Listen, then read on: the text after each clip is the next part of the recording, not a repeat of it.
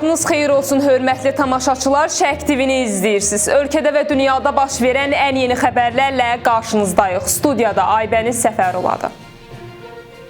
Bakıda D8 İqtisadi Əməkdaşlıq Təşkilatına üzv dövlətlərin dialoqun, əməkdaşlığın və regional həmrəyliyin təşviq edilməsi mövzusunda D8 media forumu keçirilib. Forum D8-ə üzv ölkələrin məhsul qurumlarını və aparıcı media subyektlərinin rəhbərlərini bir araya gətirib.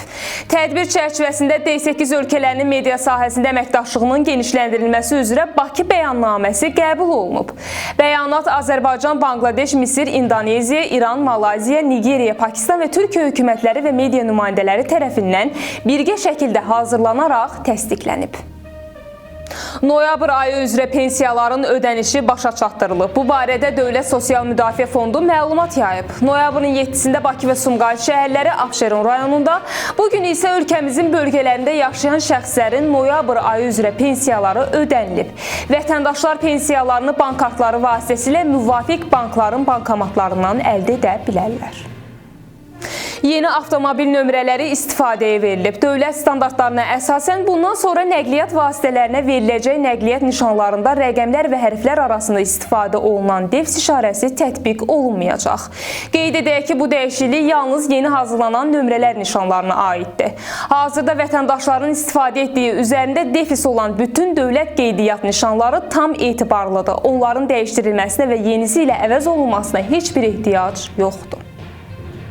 Almaniya kansleri Friedrich Merz, Fransa prezidenti Emmanuel Macron və Böyük Britaniyanın baş naziri Keir Starmer Ukrayna prezidenti Volodymyr Zelenski ilə telefon danışığı aparıb. Bu barədə Almaniya hökumətinin yaydığı bəyanatda qeyd olunub.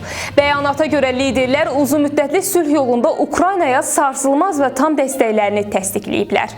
Onlar həmçinin Ukraynanın suverenliyini möhkəmləndirilməsi və güclü təhlükəsizlik təminatları ilə bağlı ABŞ-nin səylərini alqışlayıblar. Liderlər bu istiqamətdə yaxın koordinasiyanı davam etdirmək niyyətində olduqlarını bildiriblər. Lakin liderlər ABŞ-nin sülh planının əsas hissəsi olan Ukrayna silahlı qüvvələrinin sayının azaldılması ilə bağlı razılaşmayıblar.